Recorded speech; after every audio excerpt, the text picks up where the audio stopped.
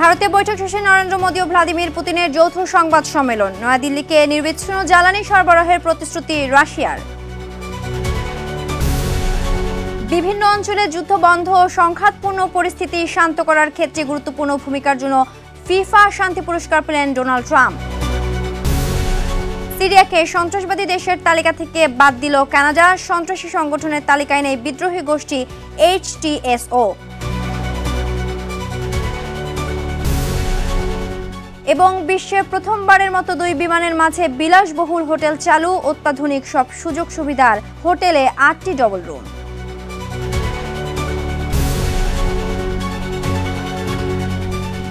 বিশ্বজুড়ে ঘটে যাওয়া দিনে গুরুত্বপূর্ণ ঘটনাবলী নিয়ে RTVর নিয়মিত আয়োজন সারাদিনের বিশ্বে।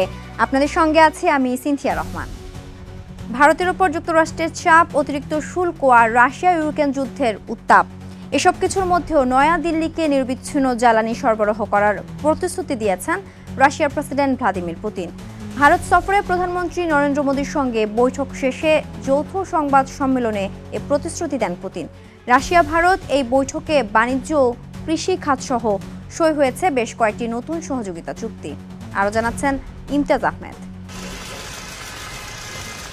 ট্রাম্প প্রশাসনের করা আপত্তি আর বাড়তি শুল্ক সবকিছু উপেক্ষা করেই ভারতকে জ্বালানি সরবরাহ অব্যাহত রাখার ঘোষণা দিলেন রাশিয়ার প্রেসিডেন্ট ভ্লাদিমির পুতিন। দিল্লিতে প্রধানমন্ত্রী নরেন্দ্র মোদীর সঙ্গে যৌথ সংবাদ সম্মেলনে পুতিন বলেন, ভারতের জ্বালানি নিরাপত্তা নিশ্চিতে রাশিয়া প্রস্তুত। রাশিয়া জ্বালানি সম্পদের এক নির্ভরযোগ্য সরবরাহকারী। ভারতের জ্বালানি খাতের উন্নয়নের জন্য প্রয়োজনীয় সবকিছুই আমরা দিয়ে আসছি। দ্রুত বর্ধনশীল ভারতীয় অর্থনীতির জন্য আমরা ভারতকে জ্বালানি নিরবিচ্ছিন্ন সরবরাহ অব্যাহত রাখতে প্রস্তুত।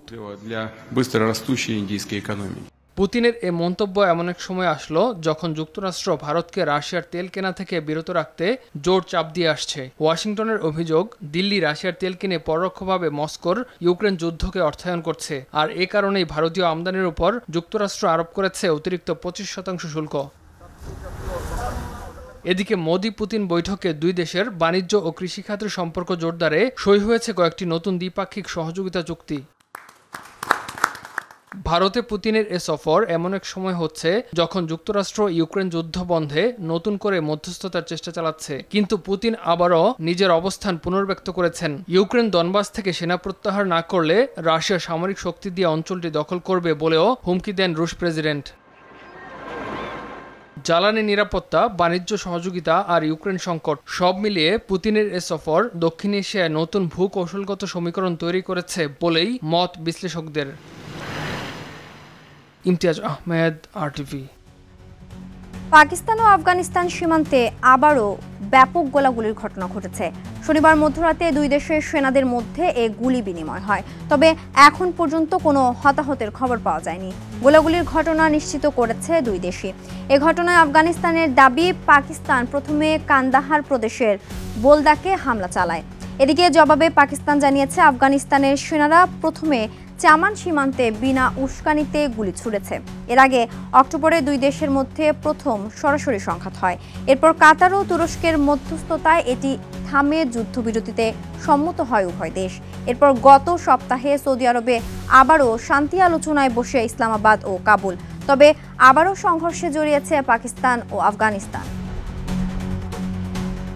এবারে ফিফা শান্তি পুরস্কার পেয়েছেন মার্কিন প্রেসিডেন্ট ডোনাল্ড ট্রাম্প। বিশ্বের বিভিন্ন অঞ্চলে যুদ্ধ বন্ধ, সংঘাতপূর্ণ পরিস্থিতি শান্ত করার ক্ষেত্রে গুরুত্বপূর্ণ ভূমিকা রাখায় এ পুরস্কার দেয় ফুটবলের সবচেয়ে বড় সংস্থাটি। স্থানীয় সময় শুক্রবার ওয়াশিংটন ডিসির বিখ্যাত John F Kennedy Center for Performing Arts ভেন্যুতে ফিফা বিশ্বকাপ 2026-এর ড্র অনুষ্ঠানে প্রেসিডেন্ট ট্রাম্পের হাতে এ পুরস্কার তুলে দেওয়া হয়। তবে অনেকটা অনুমেয় ছিল এবারে পুরস্কারটি ট্রাম্পই পেতে যাচ্ছেন, কেননা গত নভেম্বরে ফিফা জানায় শান্তি প্রতিষ্ঠার জন্য ব্যতিক্রমী অসাধারণ পদক্ষেপ গ্রহণকারী এবং বিশ্বজুড়ে মানুষকে ঐক্যবদ্ধ করা ব্যক্তিদের পুরস্কৃত করার জন্য এটি চালু করা। যুক্তরাষ্ট্রের সাবেক প্রেসিডেন্ট জো বাইডেনকে সমকামিতায় অবদান রাখার জন্য ক্রিস অ্যাবেল ইম্প্যাক্ট অ্যাওয়ার্ড দেওয়া হয়েছে। স্থানীয় সময় শুক্রবার ওয়াশিংটনে অনুষ্ঠিত 41তম আন্তর্জাতিক LGBTQ লিডার্স কনফারেন্সে তাকে পুরস্কার দেওয়া হয়। বিশ্বের সবচেয়ে বড় LGBTQ রাজনৈতিক আসর হিসাবে পরিচিত এই ইভেন্টে যোগ দিয়েছে 700-এরও বেশি প্রতিনিধি, মানবাধিকার কর্মী ও আন্তর্জাতিক নেতারা। মূলত বাইডেন প্রশাসন থাকাকালীন সমকামীদের নানা সুযোগ সুবিধা প্রদান করেন। তিনি 2022 সাল সমলিঙ্গ বিবাহের অধিকার ফেডারেল আইনে অন্তর্ভুক্ত করেন। তার মন্ত্রিসভায় প্রকাশ্যে সমকামী ব্যক্তিদের নিয়োগ দেন, এমনকি ট্রান্সজেন্ডার আমেরিকানদের সামরিক বাহিনীতে কাজ করার উপর আরোপিত নিষেধাজ্ঞা বাতিল করেছিলেন। যুক্তরাষ্ট্রে জন্মসূত্র নাগরিকত্ব নিয়ে সাংবিধানিকতার বিষয়ে শুনানির জন্য রাজি হয়েছে দেশটির সুপ্রিম কোর্ট। নাগরিকত্ব নিয়ে ট্রাম্পের আদেশকে আটকে দিয়ে নিম্ন আদালত যে রায় দিয়েছে, রিপাবলিকান প্রশাসনের আপিলের পর শুক্রবার এ আপিল শুনতে রাজি হয় সুপ্রিম কোর্ট। এর আগে দ্বিতীয় মেয়াদে প্রেসিডেন্ট হিসেবে দায়িত্ব নেয়ার প্রথম দিনই জন্মসূত্রে নাগরিকত্ব নিয়ে আদেশ দেন ট্রাম্প। এতে বলা হয়, যেসব মা বাবা আমেরিকায় অবৈধ কিংবা অস্থায়ীভাবে আছেন তাদের সন্তান আমেরিকার নাগরিক নন, যা আবার যুক্তরাষ্ট্রের সংবিধানের 14তম সংশোধনী বিরোধী। এই সংশোধনী অনুযায়ী আমেরিকার মাটিতে জন্মগ্রহণকারীদের যে কেউ দেশটির নাগরিক। এক্ষেত্রে ব্যতিক্রম হলো বিদেশি কূটনীতিক ও বিদেশি দখলদার বাহিনীর সন্তানরা। সিরিয়াকে সন্ত্রাসবাদী দেশের তালিকা থেকে বাদ দিয়েছে কানাডা। স্থানীয় সময় শুক্রবার দেশটির পররাষ্ট্র মন্ত্রণালয় এ ঘোষণা দিয়েছে। একই সঙ্গে বাশার আল আসাদ সরকারকে উৎখাত করে ক্ষমতা দখল করা বিদ্রোহী গোষ্ঠী হায়াত তাহরির আল শামের HTS এর নামও সন্ত্রাসী সংগঠনের তালিকা থেকে বাদ দেওয়া হয়েছে। এই গোষ্ঠীর নেতৃত্বে ছিলেন সিরিয়ার বর্তমান প্রেসিডেন্ট আহমেদ আল শারা। কানাডার পররাষ্ট্র মন্ত্রণালয় এক বিবৃতিতে বলেছে, এসব সিদ্ধান্ত যুক্তরাষ্ট্রের সাম্প্রতিক সিদ্ধান্তের সঙ্গে সঙ্গতিপূর্ণ। দেশের স্থিতিশীলতা বাড়াতে, অন্তর্ভুক্তিমূলক ভবিষ্যৎ গড়তে এবং বৈশ্বিক অংশীদারদের সঙ্গে সন্ত্রাস বিরোধী উদ্যোগে কাজ করতে সিরিয়ার অন্তর্বর্তী সরকারের প্রচেষ্টার কারণেই এই সিদ্ধান্ত নেওয়া হয়েছে বলে জানায় কানাডা। বিশ্বের শীর্ষ আফিম উৎপাদনকারী দেশগুলোর মধ্যে এখন শীর্ষ অবস্থানে প্রতিবেশী দেশ মিয়ানমার। দেশটিতে আফিম চাষ গত 10 বছরের মধ্যে সর্বোচ্চ স্তরে। তালেবান সরকারের আফগানিস্তানে আফিম চাষ বন্ধ করা ও মিয়ানমারে চলমান যুদ্ধের কারণে দেশটিতে আফিমের উৎপাদন বাড়ছে বলে মনে করছেন বিশ্লেষকরা। এতে বাংলাদেশে মাদক প্রবেশেরও ঝুঁকি বাড়ছে। বিস্তারিত আব্দুল মালিকের রিপোর্টে। আফিম হলো পপি বা অপিয়াম গাছের অপরিণত ফলের খোসা থেকে বের হওয়া ঘন আঠালো কষ বা ল্যাটেক্স। আফিম গাছে আঁচড় দিলে সাদা দুধের মতো আঠালো কষ বের হতে শুরু করে। সারা রাত ধরে এই কষ ফলের গায়ে জমাট বাঁধে এবং পরদিন জমাট বাঁধা খয়েরি বা বাদামি রঙের আঠালো পদার্থটি ছুরি বা অন্য কোনো যন্ত্রের সাহায্যে সংগ্রহ করা হয়। এই সংগ্রহকৃত বস্তুটি হলো কাঁচা আফিম, যা রোদে শুকিয়ে ব্যবহারের উপযোগী করা হয়। ঐতিহাসিক কাল থেকেই আফিমকে ব্যথা উপশমকারী এবং ঘুমের ওষুধের উপাদান হিসাবে ব্যবহার করা হয়। তবে আফিমে আছে মারফিন, কোডেইন বা থোবাইনের মতো উপাদান, তাই ওষুধ শিল্পের বাড়তি গুরুত্ব রয়েছে। তবে আফিম বিশ্বব্যাপী পরিচিত মাদক উৎপাদনের কাঁচামাল হিসাবে, কেননা এটি থেকে তৈরি হয় হেরোইন, মারফিন ও আফিমের মতো মাদক। মিয়ানমার দীর্ঘদিন ধরে বিশ্বের শীর্ষ আফিম উৎপাদনকারী দেশগুলোর মধ্যে অন্যতম। বর্তমানে দেশটিতে আফিমের চাষ 10 বছরের মধ্যে সর্বোচ্চ পর্যায়ে পৌঁছেছে। দেশটিতে উৎপাদিত বিভিন্ন মাদক এখন আশেপাশের দেশ এমনকি পশ্চিমা দেশেও পাচার হচ্ছে বলে আশঙ্কা করা হচ্ছে। সম্প্রতি জাতিসংঘ প্রকাশিত মাদক ও অপরাধ দপ্তরের এক প্রতিবেদনে এমন তথ্য উঠে এসেছে।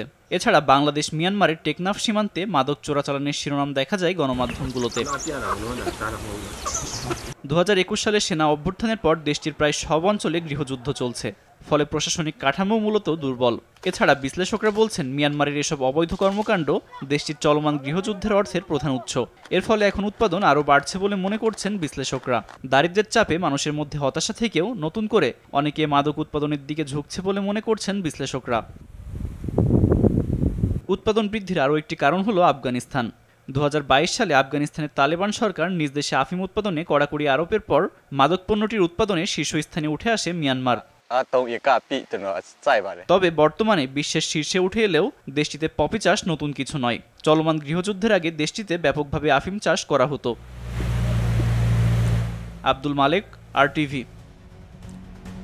বিশ্বের প্রথমবারের মতো চালু হলো 2 বিমানের মাঝে বিলাসবহুল হোটেল। আর্জেন্টিনার কার্ডোবার অ্যানকেটিভো শহরে স্থাপিত ওই হোটেলটি তৈরি করেছেন স্থানীয় ব্যবসায়ী অস্কার স্কোরজা। বন্ধ হয়ে যাওয়া একটি এয়ারলাইন্সের পুরনো 3টি বিমান কিনে এই হোটেলটি বানিয়েছেন তিনি। এই হোটেলে আছে 8টি ডাবল রুম, যার প্রতিটিতে রয়েছে অত্যাধুনিক সব সুযোগ সুবিধা। বিস্তারিত আরাফাত ইয়াসেরের রিপোর্টে। মাটিতে বসেই এখন বিমান চড়ার অভিজ্ঞতা পেতে চলেছেন পর্যটক দর্শনার্থীরা।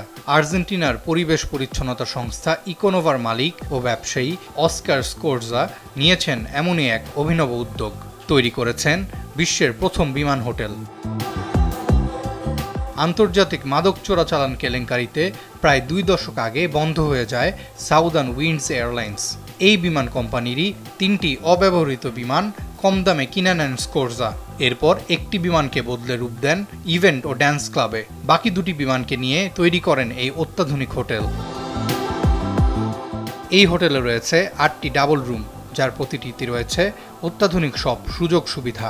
হোটেল মালিক স্কোরজা বলেন, king size bed, smart TV ও ওয়াইফাই, অ্যাম্বিয়েন্ট লাইট সহ ব্লুটুথ সক্ষম শাওয়ার, ব্যালকনি সবই আছে সেখানে। গ্রামীণ পরিবেশে এমন 2টি বিমান দেখে বিস্মিত অতিথিরা। প্রতিটি রুমের নাম রাখা হয়েছে স্কোরজার ব্যবসার সাথে জড়িত বিভিন্ন দেশের নামে। তবে সবচেয়ে আকর্ষণীয় ব্যাপার হলো কেবল 1 নম্বর রুমের অতিথিরা বিমানের ককপিটে প্রবেশের সুযোগ পান। এই উদ্যোগটি একদিকে যেমন বাতিল বিমানগুলোর পুনর্ব্যবহার নিশ্চিত করেছে, তেমনি পর্যটকদের জন্য তৈরি করেছে এক অবিশ্বাস্য ও প্রযুক্তি নির্ভর থাকার অভিজ্ঞতা। আরাফাত ইয়াসার, RTV। টানা বর্ষণে এশিয়ার বেশ কয়েকটি দেশে বন্যা ও ভূমিধসে দেখা দিয়েছে মানবিক বিপর্যয়। ইতোমধ্যে ইন্দোনেশিয়া, শ্রীলঙ্কা ও থাইল্যান্ডে নিহত 1750 ছাড়িয়েছে। নিখোঁজ রয়েছেন আরও শত শত মানুষ। নতুন করে তীব্র বর্ষণের শঙ্কা উদ্ধার কাজে বাধা সৃষ্টি করছে। বাকিটা থাকছে ইমতিয়াজ আহমেদের রিপোর্টে।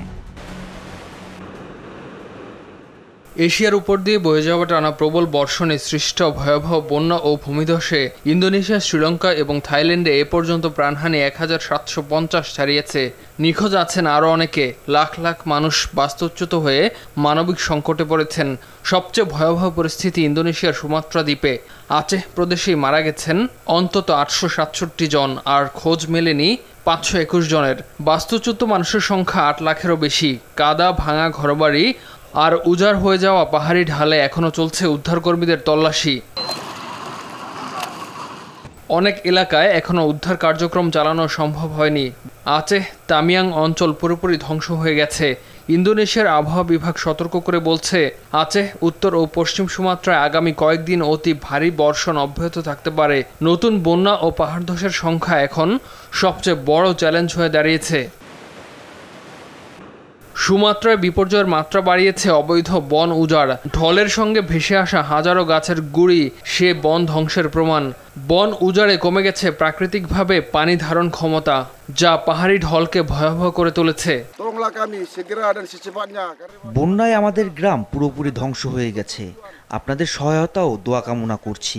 সম্ভব হলে জরুরি ত্রাণ সহায়তা পাঠানোর অনুরোধ করছি। আমাদের দ্রুত সাহায্য করুন, কারণ উজানের অনেক গ্রামেই এখনো মানুষ সাহায্যের অপেক্ষায় আছে। রাস্তা থেকে নদী, পাহাড়ি ঢলে সবকিছুই তছনছ হয়ে আছে। সারা বছর যেখানে ঘন বন, প্রচুর পরিমাণে বৃষ্টিপাত হয়, এসব রেইন ফরেস্ট আবৃত আচেহ তামিয়াং এলাকার পুরো গ্রামবাসী নিখোঁজ। শ্রীলঙ্কায় পরিস্থিতি ভয়াবহ।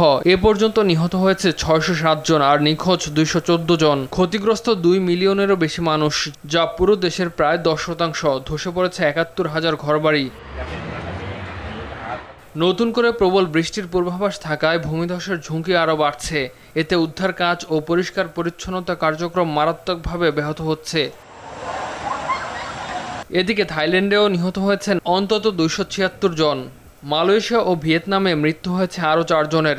ভারী বৃষ্টিপাতে দেশ দুটিতে হয়েছে 1 ডজনেরও বেশি ভূমিধস।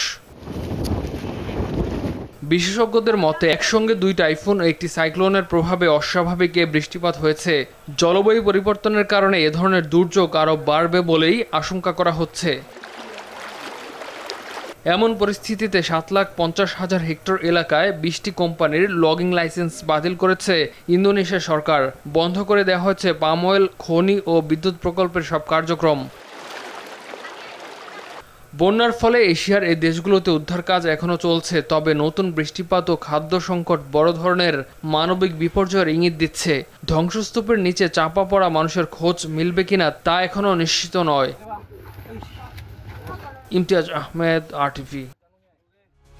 আর এরই সাথে শেষ করছি সারাদিনের বিশ্ব। আরটিভির সাথে সংযুক্ত থাকুন, মতামত জানান আরটিভির সামাজিক যোগাযোগ মাধ্যমগুলোতে।